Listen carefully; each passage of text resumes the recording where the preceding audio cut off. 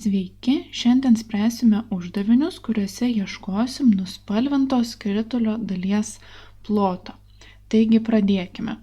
Pirmasis uždavinukas atrodo štai taip ir jame mūsų prašo apskaičiuoti paveiksle pavaizduotos skritulio išpjovos plotą ir atsakymą pateikti su raide P.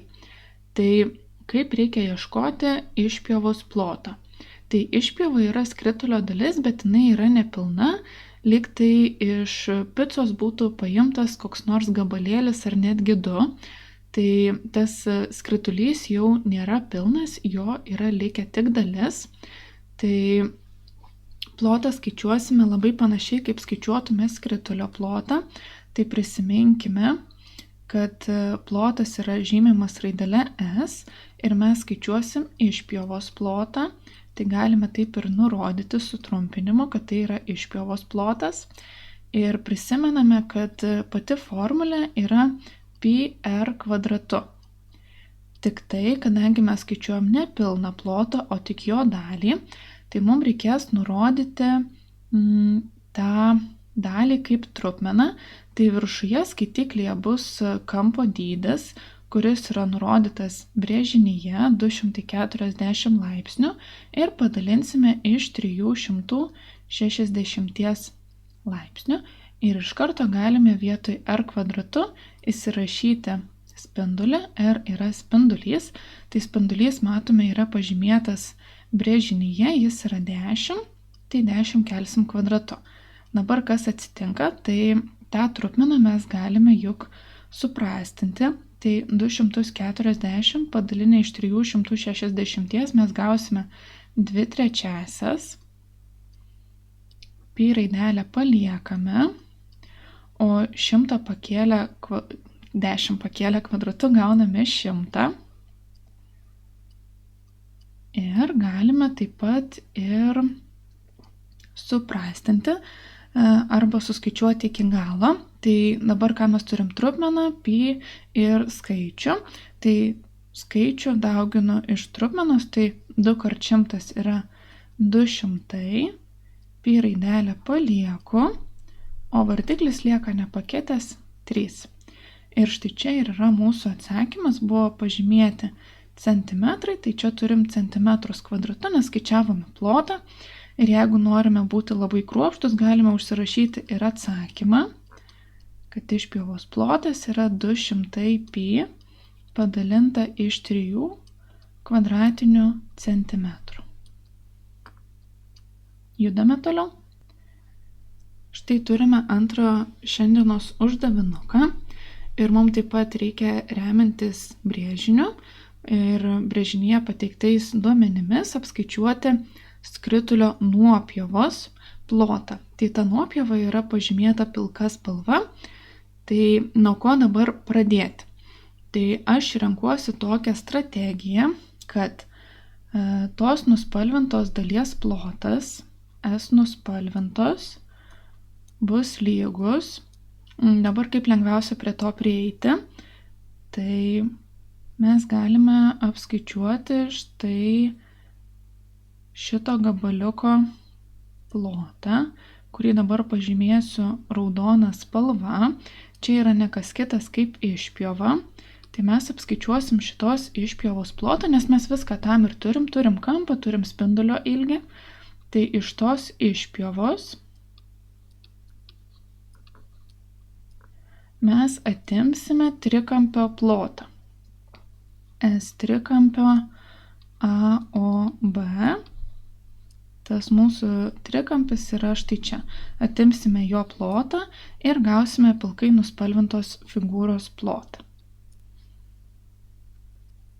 Tai štai čia pratęsiau, galėsim papildyti. Tai kaip ir minėjau, išpjovai mes jau beveik viską ir turime, iš tikrųjų viską ir turime. Turime kampą, turime spindulį, bet ko mes neturime, tai norėdami apskaičiuoti trikampio AOB plotą, mums reikia sugalvoti formulę, pagal kurią mes tą plotą ir skaičiuosim. Tai bet kokio trikampio plotą galime apskaičiuoti trikampio aukštinę, daugindami iš pagrindo, į kurį nubrėžta ta aukštinė, ir padalinę iš 2. Tai dabar turime tą trikampį, bet mes nei tos aukštinės turime, nei to pagrindo. Tai nusibrėšiu tokį labai schematišką trikampį. Pasižymėkime tą trikampį raidelėmis A, O, B. Ir ką mes turime? Mes turime čia 8, čia 8, o čia 120 laipsnių. Tai mūsų trikampis AOB yra lygiašonis trikampis. Kodėl? Nes AO yra lygu OB. Iš kur mes tai žinom? Mes žinom, kad tai yra spinduliai. O apskritimo spinduliai, nesvarbu, kur mes jį nubrėšim, jie visi bus vienodo ilgio, nes jie bus vienodai nutolę nuo apskritimo centro. Tai ir brėžinyje yra lygiai taip pat pažymėta, kad tie spinduliai yra lygus, nes ir AO pažymėta, kad yra 8 cm, ir AB yra pažymėta, kad yra 8 cm. Ką mes žinom apie lygiašonį trikampį? Tai lygiašonio trikampio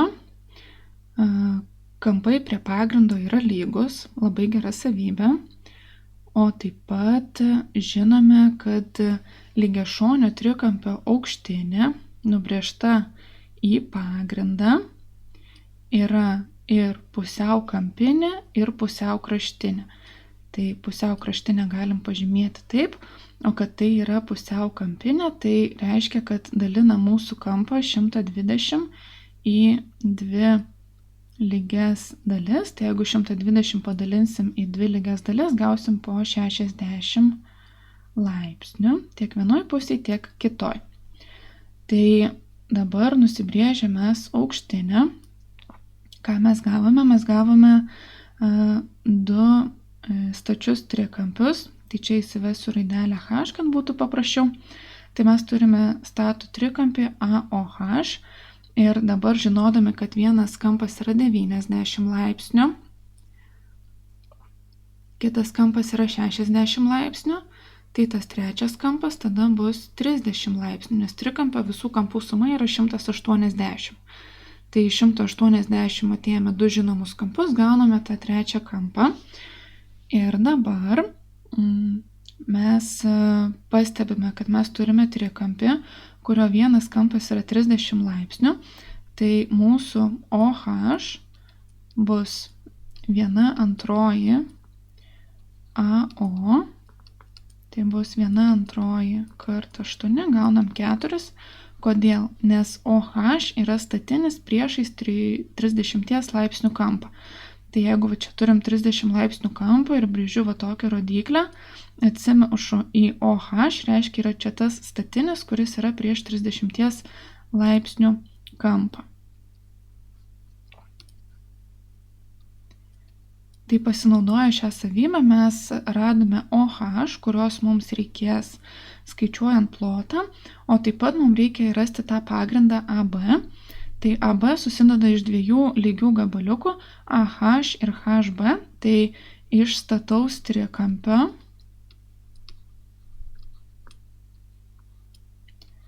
AOH pagal Pitagoro teoremą galime apskaičiuoti ir AH.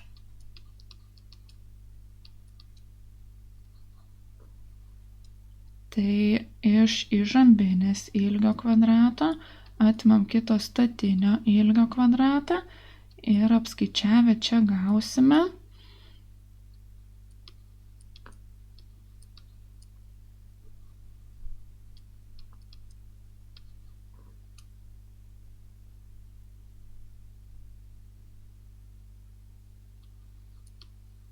šaknį iš 48.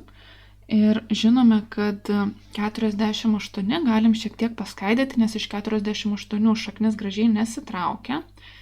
Tai galim pabandyti kažkaip išskaidyti ir, pavyzdžiui, pasižiūrėti, ar dalinasi iš 3. 48 tikrai dalinasi. gaunam 16, tai reiškia 48 yra tas pats, kas 16 kart 3. Ir iš čia galime ištraukti šaknį pasinaudoję šaknų savybėm, kad jeigu yra sandauga po šaknė, tai atskirai traukiam iš kiekvieno gabaliuko. Tai 16 šaknis traukiasi, gaunam 4, iš 3 nesitraukia, taip ir paliekame. Gauname 4 šaknis iš 3. Tai čia bus 4 šaknis iš 3 ir kitas gabaliukas taip pat bus 4 šaknis iš 3, tai visas ilgis bus 8 šaknis iš 3. Tai dabar, kaip ir viską turime, galime skaičiuoti nuspalvintos figūros plotą.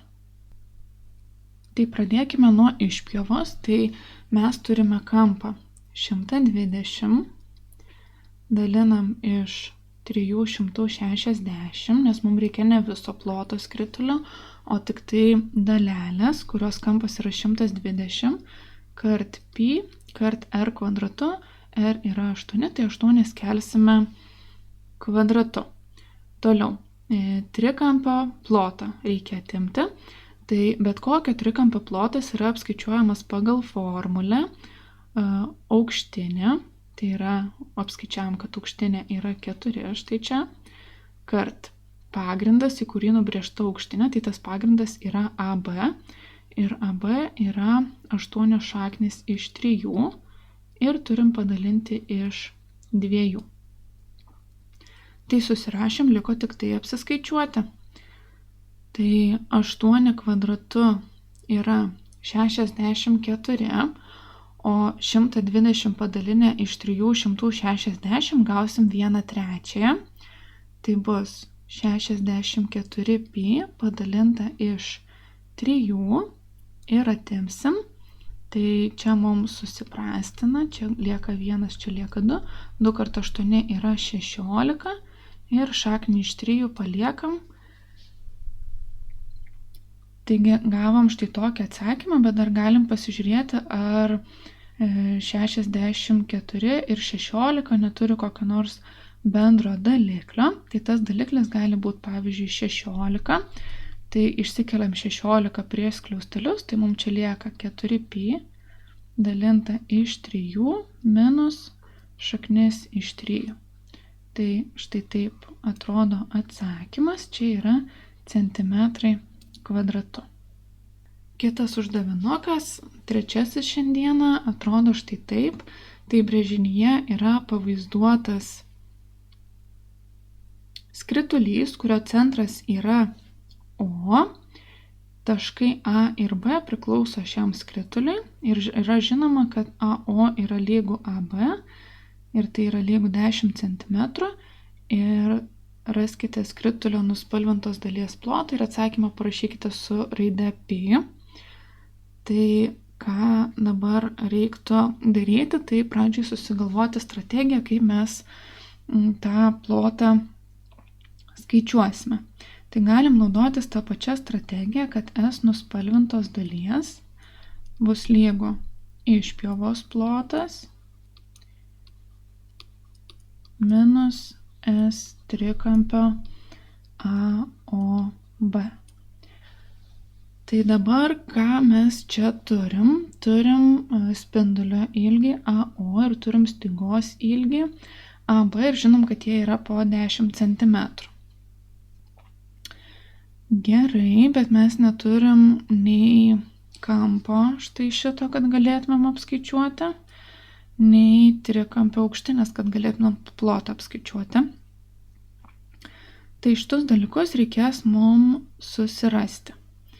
Tai pradėkime nagrinėti tą trikampį AOB. Tai trikampis AOB yra lygiakraštis. Ką reiškia lygiakraštis trikampis? Tai reiškia, kad jo visos kraštinės yra lygios. Dabar kodėl aš padariau tokią išvadą? Tai aš padariau tokią išvadą, nes yra duoti spinduliai AO ir OB. Jie yra spinduliai, reiškia, šitos kraštinės yra lygios.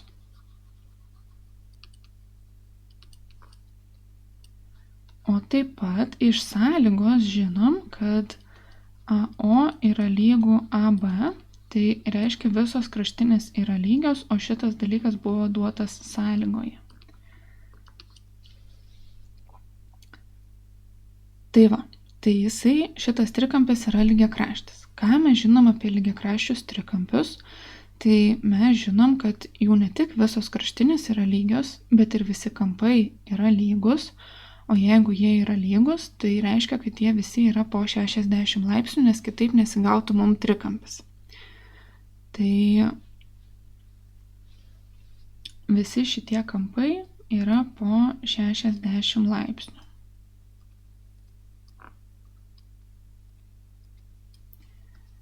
Gerai. Tai jau turim kampą, kurio mums reikia apskaičiuoti išpjovos plotui.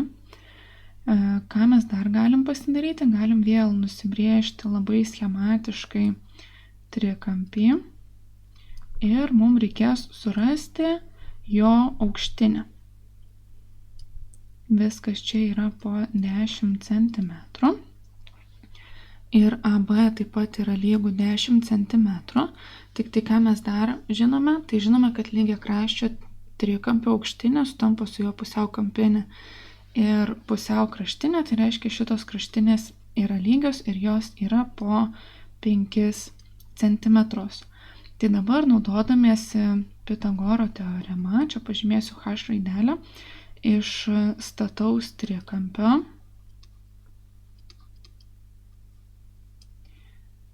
AOH pagal Pitagoro teoremą susirasime aukštinę.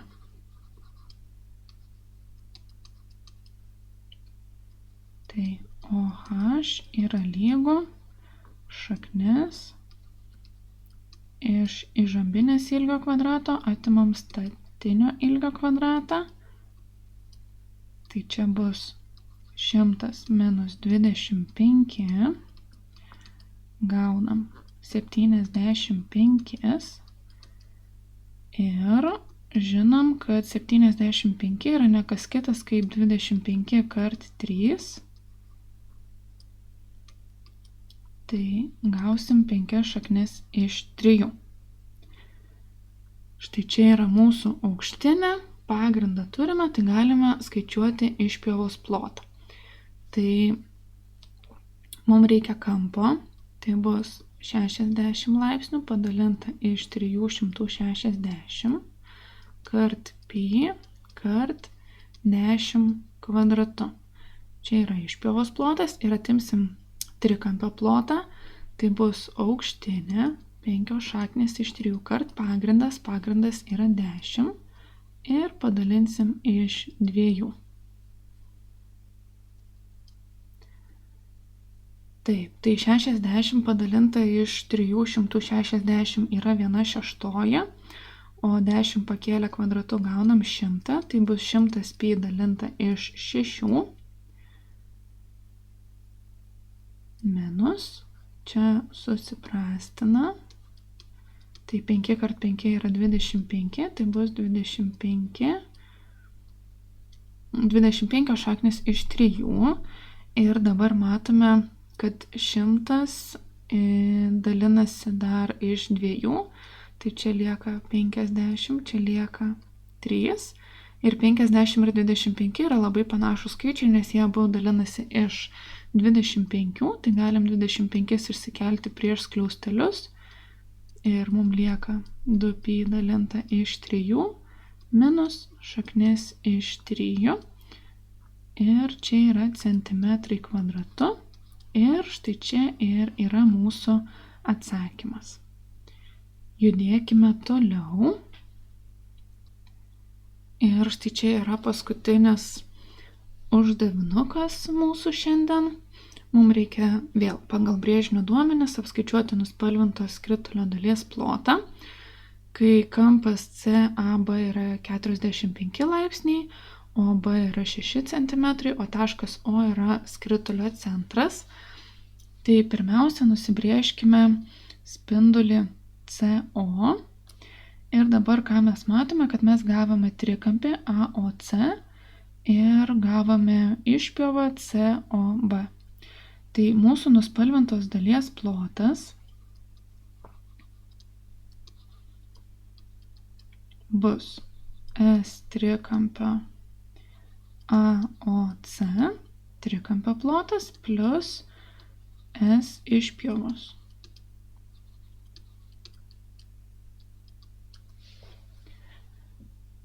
Taigi,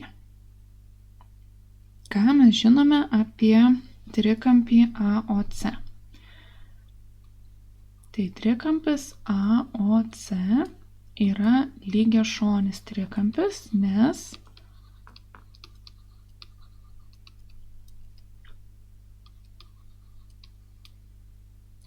AO yra lygu OC, tai yra spinduliai. Žinom, kad lygiašonio trikampio kampai prie pagrindo yra lygus, taigi kampas CAO yra lygus kampui OCA ir tai yra lygu 45 laipsniai. Tai jeigu vienas kampas yra 5, tai ir kitas kampas lygiai taip pat bus 45 laipsniai. Kas iš to, tai mes tada galim apskaičiuoti trečiąjį kampą.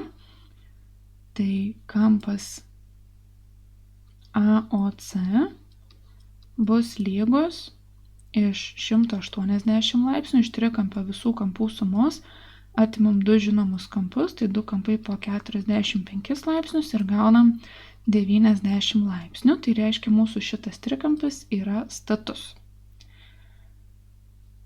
Ir kadangi OB yra 6, tai kitas spindulys irgi bus 6 ir trečias spindulys irgi bus 6 cm.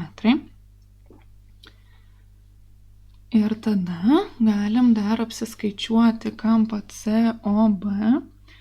Tai kampas COB yra iš 180 laipsnių, atimam 90 laipsnių ir gaunam 90 laipsnių, tai reiškia, iš kitos pusės irgi taip pat bus statu. Kodėl? Nes kampas AOB yra ištiestinis kampas, o ištiestinio kampo dydis yra 180 laipsnių. Dabar iš kur aš žinau, kad AOB yra ištiestinis, nes čiagi galėtų būti ir tarkim 89 laipsniai. Iš kur mes žinom, kad jis yra ištiestinis? Tai mes žinom, kad jis yra ištiestinis iš va šito pasakymo kampas CAB. Tai jeigu mes turime kampą, tai mes žinom, kad tai yra dvi tiesės. Jos susikerta ir susidaro kampas. Tai pasakyta, kad kampas CAB, o ne CAO, tai reiškia AB yra tiesė. Tai kai mes turime tiesę, tai ir vienoje pusėje yra 180 laipsnių ir kitoje pusėje yra 180 laipsnių. Tai vat iš šito išskaitimo sužinojom pakankamai daug. Tai visada reikia labai skaityti sąlygą, nes ten būna tokių paslėptų dalykų. Taigi, skaičiuokime nuspalvintos figūros plotą. Tai stataus trikampio plotą mes galim apskaičiuoti statinis kart statinis padalinta iš 2. Tai 6 kart 6 padalinta iš 2.